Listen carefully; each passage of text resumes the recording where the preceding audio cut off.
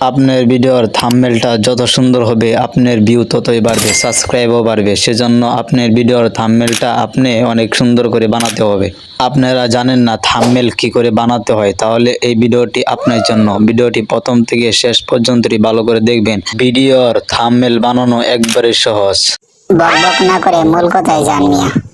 এত তাড়াহুড়া করলে কোনো সময় ইউটিউবে সফল হতে পারবেন না। তাহলে আসেন মূল কথায় চলে যাই। ভিডিওর থাম্বনেল বানানোর জন্য আপনি আপনার ফোনে থাকা প্লে স্টোর অ্যাপসটির ভিতরে ঢুকুন।